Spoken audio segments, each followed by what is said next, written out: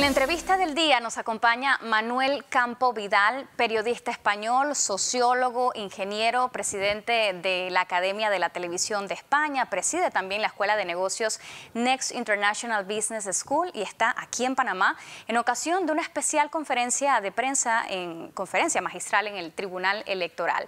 El reto de la verdad, la comunicación social en periodo electoral. Y nos viene muy bien este tema porque en América Latina en general se van a vivir fiestas electorales, estamos en un gran proceso electoral que nos atañe a muchos países. A Panamá le toca en el año 2019, va a ser un proceso curioso, estamos bajo nuevas reglas del juego con las reformas electorales que no solo le atañen a los actores políticos, sino también a los medios de comunicación. Es un placer tenerle en nuestra casa, doctor Manuel Campo Vidal. Bienvenido a Panamá y bienvenido a Next Noticias. Encantado de estar aquí.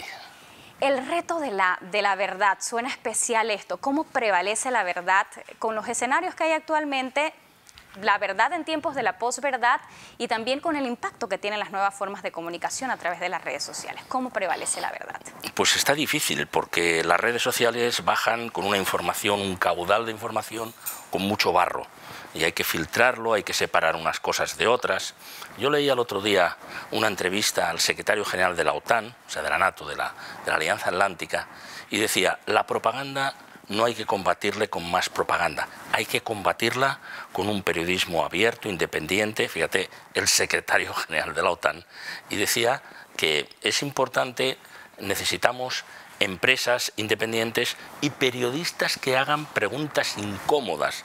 A mí me llamó enormemente la atención, porque resulta que tenemos políticos que escapan, hay ruedas de prensa sin preguntas, es decir, no son ruedas de prensa, algunos que hablan a través de un plasma, por si acaso se tiene que cortar. Así que yo creo que la verdad hay que combatirla y es muy interesante que los medios de comunicación, la televisión, la prensa y la radio, combatan también lo que hay en las redes sociales y que sepamos también convivir con esta nueva forma de comunicación. Combatir en las redes sociales, pero en este momento hay un debate que no solo le atañe a Panamá, sino también al mundo, y es si las redes sociales van a ser ahora, en estos periodos electorales, el campo de batalla, es decir, le van a restar a los medios de comunicación verdaderamente en las redes, estará el debate, estará el poder de jalar el voto del elector. Bueno, la verdad es que cada vez que en la historia de la comunicación ha nacido un nuevo medio de comunicación, se han oficiado funerales por el anterior. Sí. Así que cuando nació la radio se dijo, está muerta la prensa, cuando nació la televisión, vamos a despedirnos de la radio, cuando nació la televisión temática se dijo, la televisión generalista, como es esta, eso ya está terminado, porque uno verá películas de documentales, el otro verá solo noticias, el otro verá solo deportes. Y ahora cuando nació Internet dijo, mueren todos los demás. No es cierto. El ciudadano en el mundo hoy consume muchísima más información de lo que lo hacía antes. Y se trata de ocupar tu espacio, de saber convivir con los nuevos medios y de tratar de modernizarse y de salir adelante. Por lo tanto, yo no doy nada por muerto y ningún medio de comunicación es definitivo. Antes se decía, lo que diga la prensa, pues no, lo que diga la televisión o lo que diga las redes, pues no.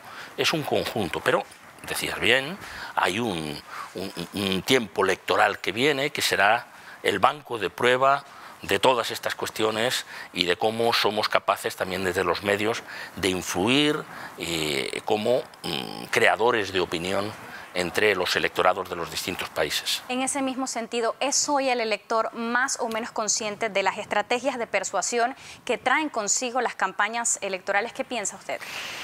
Yo creo sinceramente, he creído siempre que el electorado en todos los países es bastante más perspicaz, es bastante más inteligente como sujeto colectivo de lo que se creen los políticos y de lo que nos creemos los periodistas.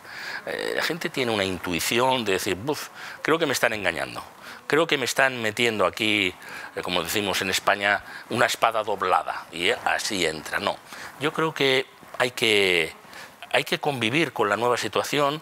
Es verdad que el populismo ha desencadenado ríos de demagogia, eso es cierto, populismo de cualquier sentido, pero con todo yo creo que si la opinión pública contrasta, si la opinión pública no se fía solamente de una fuente o de un grupo social que a través de las redes ve, es capaz de tener una opinión, y yo creo que hay que concederle la posibilidad y la confianza de que sabrá defenderse como es natural para elegir correctamente, ¿no? Bueno, lo vamos a ver el año que viene en Panamá, ¿no? Le quiero compartir esta cifra en ese mismo sentido. 360.000 jóvenes van a ejercer su derecho al sufragio por primera vez en estas elecciones en el 2019 y el Tribunal Electoral ha compartido con preocupación que es este grupo etario el que le ha dado la espalda al ejercicio del sufragio. No se presentan a votar y son ellos hoy los principales usuarios de las redes sociales. Es un fenómeno del mundo. ¿Por qué cree usted que pasa esto y por qué estas nuevas formas de comunicación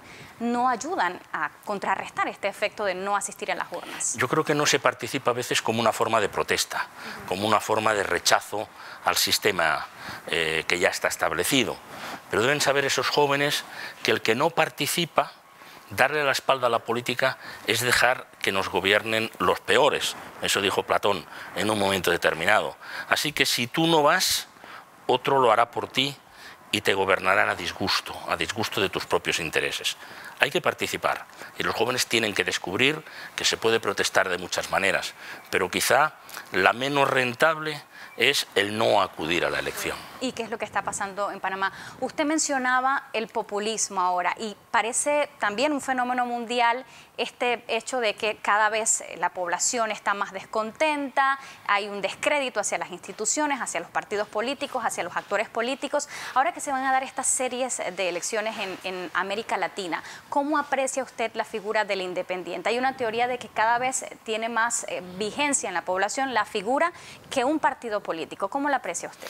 Bueno, es verdad que hay un cansancio mundial, un rechazo a los poderes establecidos. Yo diría que no es para menos, porque ha habido mucha corrupción, que se tapan a veces unos partidos a otros, o por ejemplo cuando la crisis financiera internacional que comenzó en el 2008 se reunió el G8 precisamente y dijo vamos a poner unas normas que no los grandes capitales, los grandes poderes financieros del mundo estarán perfectamente controlados y luego no han hecho nada. Esa es la verdad. Por lo tanto, hay una desconfianza general en la política, en Panamá, en España y en todos los países en los que estamos, ¿no? Pero con todo hay que seguir presionando para que eso se produzca, para que hayan esos controles y para que realmente se intervenga en la política y sobre todo para que escapemos de los fenómenos populistas que para entendernos, como decimos siempre, es resolver con una frase problemas muy complejos y eso no es verdad. Porque el temor de la población está allí, que quieren figuras independientes, quieren figuras frescas, figuras nuevas, pero temen que esto vaya a ocurrir, como ha ocurrido en otras democracias de América Latina, que crezca el populismo a través de estas figuras que no tienen el respaldo de una estructura, como le llaman a los partidos políticos. A veces precisamente porque son independientes, uno es capaz de generar ya una cierta simpatía, pero también es muy importante considerar que es muy difícil ganar una elección si no tienes un aparato electoral detrás, ¿no? Pero ha habido casos interesantes justo al lado, en Costa Rica, el presidente Solís no era exactamente un independiente, pero una persona que salía con un partido pequeñito y a base de debates electorales y a base de 32 debates que hizo, según tuve oportunidad de que me contara en una entrevista, consiguió dar la vuelta a la situación y aquel casi independiente ganó a los partidos tradicionales que habían estado en el turno, que era un bipartidismo siempre alterno, ¿no? En el caso de Costa Rica. Yo creo que lo de los independientes hay que tenerlo muy presente y es una posibilidad también de oxigenar el sistema político. Ahora que menciona usted los debates electorales, precisamente la reforma electoral de Panamá plantea o promueve la existencia de debates electorales. Es un arte que se practica, pero es un arte de cierta forma dormido en nuestro país. Usted ha moderado grandes debates electorales en España. ¿Qué efectos tienen en el elector? Además de ser un show político, ¿no? Bueno, efectivamente hay una parte de espectáculo que duda cabe, pero fíjese que es muy importante que genera mucha más participación en favor de los partidos que están allí representados, si se trata de un cara a cara, e incluso en terceros que no han ido. Así que primer efecto que tiene en el elector, más animar a la participación, lo cual ya es positivo y altera algunas cosas.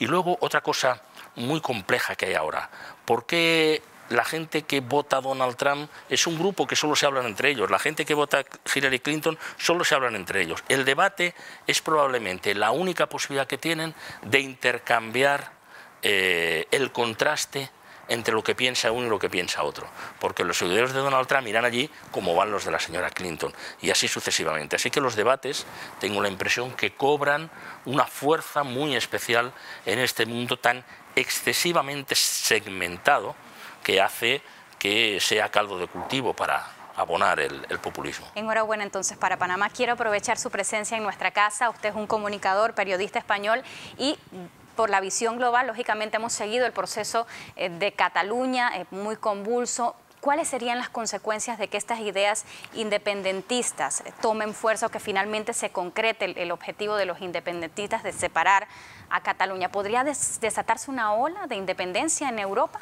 Claro, es que el problema de Cataluña no es un problema solo de Cataluña, que lo es porque está partida la población 50-50 aproximadamente entre los que quieren la independencia y los que no la quieren. No solo es un problema de España, porque perdería ahí un sector que tiene el 20% del PIB y el 14% o el 16% de la población, es un problema europeo, porque hay 23 territorios en Europa que tienen algún tipo de aspiración independentista. Solo en Francia hay 5. Wow. Con lo cual, si tuviéramos una Cataluña independiente, a ver quién le dice a la isla francesa de Córcega que no tenga su independencia, o al norte de Italia, y así sucesivamente. Por eso la Unión Europea se ha volcado a apoyar la defensa de la Constitución en España y la no vulneración por un proceso independentista de esa secesión. Es un problema ya de toda Europa. Tuve oportunidad una vez de entrevistar al presidente Gorbachev y él decía, si Cataluña, o el País Vasco, porque estábamos hablando de España y la entrevista se producía en Barcelona, ¿no? Decía, fueran un día independientes, el mundo, en lugar de tener en Naciones Unidas casi 200 países, pasaría a tener 400, esto sería ingobernable, para todo el mundo sería peor, incluido quizá los primeros, los que llegan a la independencia. Por lo tanto, es un problema general, es un problema que hay que tratar con mucha delicadeza, con mucho respeto, pero con mucha decisión también, de tender la mano, de dialogar y de saber llegar a acuerdos para volver a la situación anterior, en que siempre hay pues un 20% que quería la independencia en Cataluña, pero no un 45% como hay ahora. El Gobierno de Madrid tiene que pensar que alguna cosa habrá hecho mal para que se disparara también ese sentimiento independentista en una parte de la población, casi el doble de la que había antes. Y nos vamos a quedar con esa reflexión final. Doctor Manuel Campo Vidal, gracias por estar en nuestra casa, gracias por estar en Next Noticias y bienvenido a Panamá siempre. Muchísimas gracias. Vamos a continuar con más